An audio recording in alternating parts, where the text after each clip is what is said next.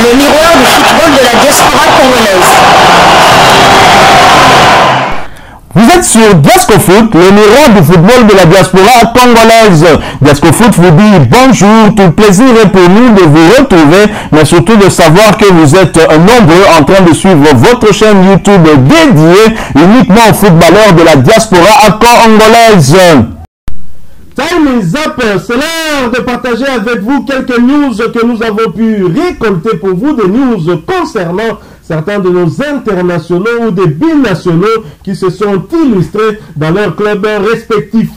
Et le numéro d'aujourd'hui, nous allons le débuter du côté de l'Hexagone en France, où débutait le championnat français de première division, la Ligue 1. Retour gagnant pour l'international congolais Chancel Mbemba, retour dans le 11 de départ marseillais. L'Olympique de Marseille entame parfaitement sa saison 2023-2024 en Ligue 1. Pour leur premier match, les Phocéens ont renversé le stade de Reims sur le score de 2-1. Le match a eu lieu hier samedi au stade Orange Vélodrome. Sur le banc lors des récentes rencontres, le défenseur congolais Chancel Mbemba a été titularisé par Marcelino. Un retour dans le 11 de départ qui a apporté la baraka à Marseille. Tout débutait pourtant mal pour les Olympiens, menés au bout de 10 minutes de jeu. L'Olympique de Marseille reviendra dans la partie grâce au Marocain Azzedine Ounahi. Le Marocain inscrit un but sublime à l'extérieur de la surface de réparation à la 23e minute de jeu. À l'approche du dernier quart d'heure, Vitinha, le Portugais, va offrir la victoire à l'Olympique de Marseille sur un service d'Ismaïla Assar. Chancel Mbemba et ses coéquipiers vont conserver leur avance au marquoir jusqu'à la fin, et cela malgré les incessantes attaques du côté du stade de Reims. Des débuts réussis pour le Léopard et son club qui joue leur survie en Ligue des Champions la semaine prochaine contre les Grecs de Panathinaikos. Et Chancel Mbemba, après cette rencontre, a eu tout de même à faire son analyse de ce match, lui qui n'a pas souvent été titularisé par ce nouvel entraîneur qui arrive du côté de l'Olympique de Marseille. Après sa première titularisation cette saison avec l'Olympique de Marseille dans un match officiel d'hier samedi 12 août 2023 soldé par une victoire 2-1. On est très heureux pour lui. Chancel Mbemba s'est donc exprimé en faisant son analyse par rapport à cette rencontre. Il fallait qu'on gagne la rencontre aujourd'hui pour gagner la confiance avant le match retour du mardi prochain contre Panathinaikos. Cette rencontre sera une finale pour nous. On a perdu là-bas, on va s'améliorer, on jouera dans notre stade devant nos supporters, s'est exprimé le défenseur congolais. À la question de savoir comment est-ce qu'il vit la concurrence dans la charnière défensive de l'Olympique de Marseille, le capitaine de Léopard de la République démocratique du Congo répond: c'est le choix du coach. Moi j'aime la concurrence, je continue de travailler de mon côté. C'est à l'entraîneur de décider qui titulariser et qui mettre sur le banc, a-t-il répondu. Concernant sa relation avec le président Pablo Longoria et son avenir à Marseille, le capitaine de Léopard a été silencieux durant quelques secondes et évasif. J'ai beaucoup de respect pour le président, je préfère garder mon silence, c'est mieux. C'est Dieu qui a le contrôle de tout. J'ai signé pour 3 saisons avec l'Olympique de Marseille. Et d'ailleurs, cette réaction de Chancel Mbemba après un match a suscité d'ailleurs tout un article par un média français à la question concernant son avenir à l'Olympique de Marseille. Chancel Mbemba est resté plutôt évasif, mais cela n'a pas empêché à ce média de pouvoir analyser la réponse, quoique brève, de Chancel Mbemba Mangoulou. Et le média français, l'équipe a titré: Chancel Mbemba entretient le mystère sur son avenir à l'OM. Le défenseur marseillais Chancel Mbemba interrogé sur son avenir à l'issue de la victoire de l'Olympique de Marseille contre Reims lors de la première journée de la Ligue 1 a été évasif et mystérieux. S'il semble toujours ouvert à un départ, aucune décision n'a encore été prise. Interrogé sur son avenir après la victoire de l'OM face à Reims 2-1 lors de la première journée de la Ligue 1, l'international congolais Chancel Mbemba a hésité pendant une dizaine de secondes sans un mot avant de livrer la réponse suivante: je garde mon silence, c'est mieux. J'ai beaucoup de respect envers notre président. J'ai signé un contrat de 3 ans. Il reste 2 saisons. A-t-il envie de rester à l'OM? S'interroge le média. Dieu a le contrôle de tout, a ajouté le défenseur central avant de s'éclipser. Choix numéro 3 de Marcelino pour sa charnière. Mbemba apparaît ouvert à un départ avant le 31 août en accord avec sa direction. Les deux parties devront être satisfaites par une proposition externe, ce qui n'a pas été le cas avec un club saoudien courant juillet. Donc voilà, Chancel Mbemba qui, visiblement, malgré cet effort qu'il essaye de faire pour montrer qu'il tient le coup, visiblement, il vit quand même assez mal cette situation dans le club de l'Olympique de Marseille. Nous pensons que cette situation est due peut-être à ce qu'il a eu à vivre la saison dernière déjà avec Igor Tudor, mais surtout sa déclaration lors de l'émission de Canal Plus Afrique où il indexait justement le manque d'ambition de l'Olympique de Marseille en jouant la Ligue 1, puisque Marseille, au lieu de jouer les titres, Marseille s'évertue toujours à jouer la deuxième place, synonyme de qualification pour la Champions League européenne, ce qui avait étonné Chancel Mbemba Mangolo. Je vous propose de l'écouter vous-même. Il s'est exprimé après cette rencontre, première journée de Ligue 1 française, première journée championnat français qui fait son retour. Et Chancel Mbemba, s'il a été titularisé, ce n'est pas un choix de Marcelino. Marcelino n'avait pas de choix vu que Balerdi ne pouvait pas jouer cette rencontre-là. Voilà pourquoi Chancel Mbemba a été titularisé, une situation qui ne doit pas plaire à l'international congolais. Mais écoutez-le, nous nous retrouvons tout de suite après pour la suite, la conclusion de ce sujet. Diaspo Foot, le miroir du football de la diaspora congolaise. Il fallait on gagne pour chacun de nous et prendre la confiance et on prépare notre match mardi, ça va être la finale. On savait que ça va être pas facile parce que quand on a regardé les vidéos des matchs, les attaquants, les médiateurs, il fallait on rester compact pour bien gérer notre match. Première mi-temps, on a beaucoup souffert, mais après, quand Azil a marqué le but, après on a pris notre confiance, après quand on a rentré deuxième mi-temps, on a imposé notre jeu. Ça fait du bien, moi je suis là, moi je travaille. C'est le coach, c'est les choix du coach, moi je suis là. Tu connais, moi je parle pas, moi je suis là. Quand on dit Chancel, tu vas jouer, je suis là pour servir l'équipe. Je n'aime de concurrence. Le plus important sur le terrain, on ne ment pas. On va continuer à travailler. Quand le coach décide pour mettre moi, je suis là pour servir les clubs.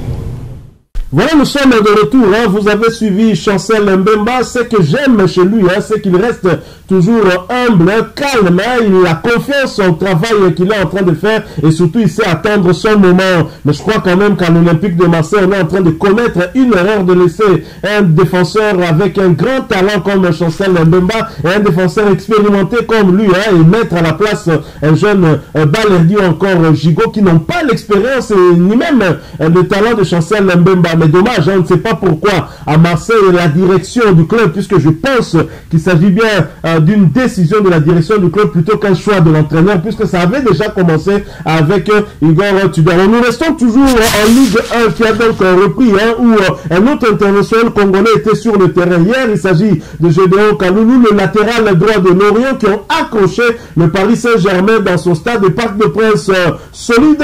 Le FC Lorient repart avec un bon point du nul après son match nul en déplacement sur le score des 0 buts partout. Les Lorientais ont défié le Paris Saint-Germain au Parc des Princes.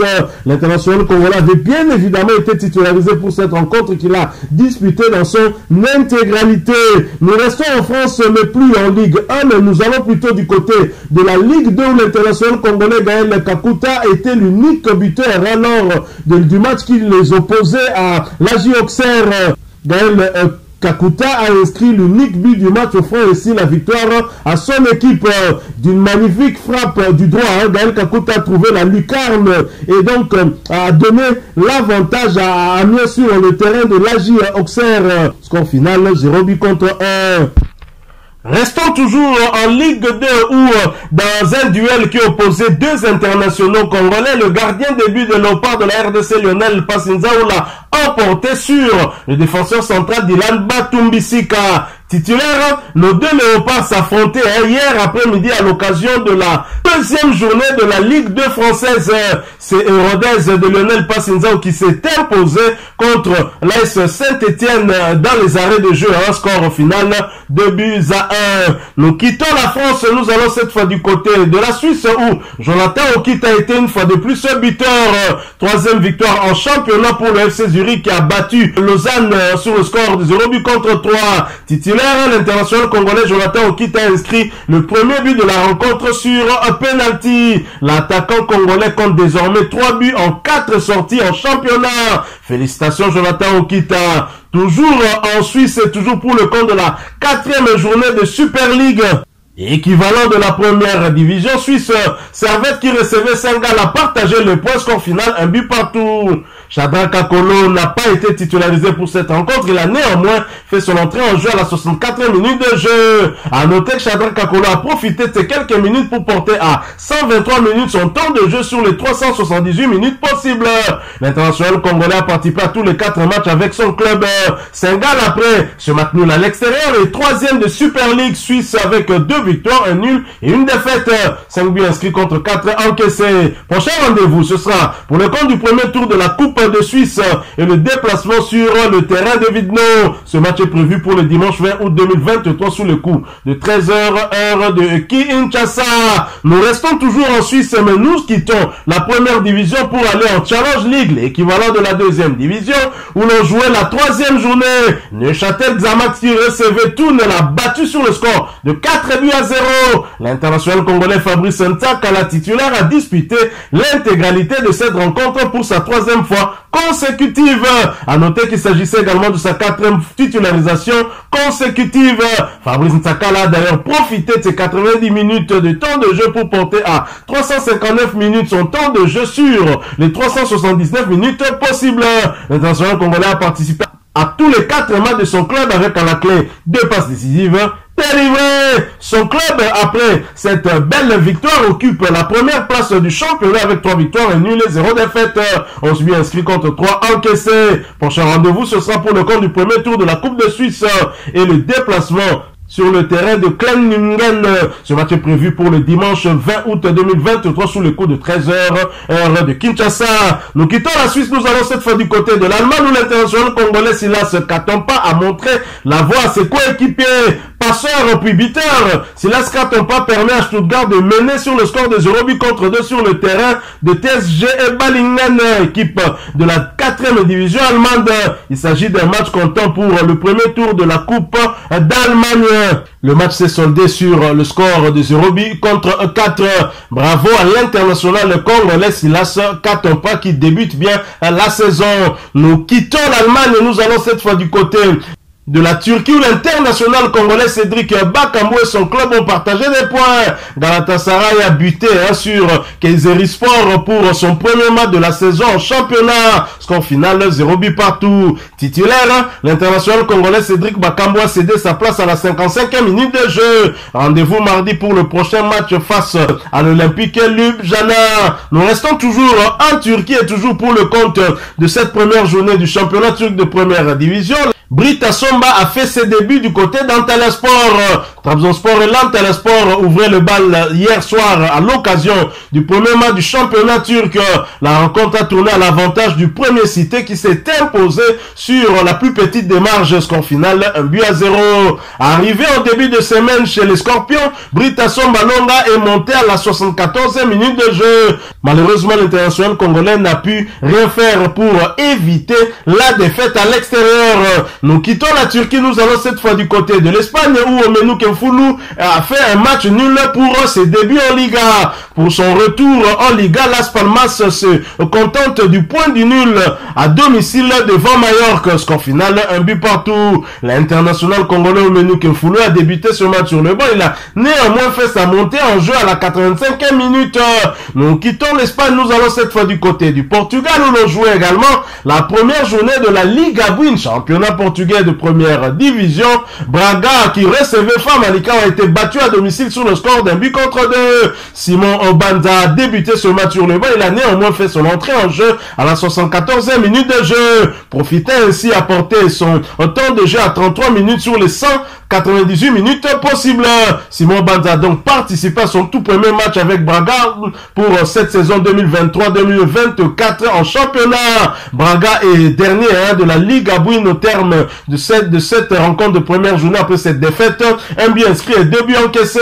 Prochain rendez-vous pour Braga, ce sera pour le compte du 3e tour retour des qualifications pour les phases de groupe de la Ligue des champions européenne et le déplacement sur le terrain de Baka à Topola. Ce match est prévu pour le mardi 15 août 2023 sous le coup de 19h de Kinshasa. Nous quittons le Portugal, nous allons cette fois du côté de l'Angleterre où l'on jouait la première journée de la première ligue, championnat anglais de première division. Pelirudo Kampanju a fait ses débuts avec son club en première ligue. Pelirudo Kampanju entre donc dans l'histoire en devenant le premier joueur à passer de la ligue amateur, l'équivalent de la 5e division, à la première ligue anglaise avec le même club. Son club Luton Town s'est malheureusement incliné sur le terrain de Brighton Albion sur le score de 4 buts à 1. Félicitations à Pelirudo Kampanju malgré cette lourde défaite.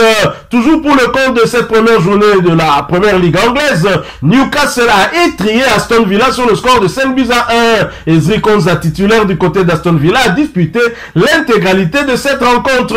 Il a porté à 97 minutes son temps de jeu pour ses débuts. Il a donc participé à son tout premier match avec son club cette saison. Aston Villa est donc dernier de première ligue après cette lourde défaite avec un but marqué contre 5 encaissés. Prochain rendez-vous, ce sera pour le compte de la deuxième journée et tenter donc de se rattraper. Aston Villa va recevoir Everton le dimanche 20 août 2023 sous le coup de 14h de Kinshasa. Nous quittons la première ligue mais pas l'Angleterre. Nous restons en Angleterre, nous allons en Championship, l'équivalent de la deuxième division anglaise où l'international congolais Edo Kayembe Watford contraint au nul. Pas de vainqueur entre Watford et Plymouth. Dans ce deuxième match de championnat de D2 anglaise, Edo Kayembe a débuté ce match sur le banc. Il a néanmoins fait son entrée en jeu à la 89e minute de jeu. Son club va se déplacer sur le terrain de Stoke City le week-end prochain pour tenter de faire mieux. Nous restons toujours en Championship et toujours pour le compte de cette deuxième journée. Leicester qui se déplaçait sur le terrain d'Huddersfield a été battu sur le score de 0 but contre 1. Steffi Mavididi a inscrit un but à la 73e minute de jeu. À noter qu'il était titulaire, il a disputé l'intégralité de cette rencontre, portant ainsi à 196 minutes son temps de jeu sur les 292 minutes possibles. Mavididi a participé à 2 des 3 matchs avec son club avec à la clé un but inscrit et une passe décisive délivrée. Leicester après cette victoire à l'extérieur, le deuxième du championnat avec 2 victoires, 0 nul et 0 défaite. 3 buts inscrits contre 1 encaissé. Prochain match de Leicester et Mavididi, ce sera pour le compte de la 3e journée de ce même championnat et la réception de Cardiff le samedi 19 août 2023 sous le coup de 15h de Kinshasa. Voilà, nous sommes arrivés à la fin de ce sujet. Si vous l'avez aimé, n'hésitez pas à nous laisser un maximum de j'aime. N'hésitez pas non plus à partager avec nous votre opinion. Si vous en avez une par rapport au sujet que nous venons de vous proposer, laissez-la nous à travers un commentaire. Abonnez-vous si vous êtes nouveau ou ancien que vous ne vous êtes pas encore abonné sur cette chaîne Diasco Foot, parce que nous sommes le miroir du football de la diaspora congolaise. Et n'oubliez pas qu'en vous abonnant apparaîtra une petite cloche de notification. Cliquez dessus pour ne plus rien manquer des prochaines vidéos que nous allons vous proposer. Encore une fois, merci à vous, avec espoir de vous retrouver très bientôt avec un autre sujet d'actualité. En attendant, portez-vous bien et Diasco Foot vous dit au revoir.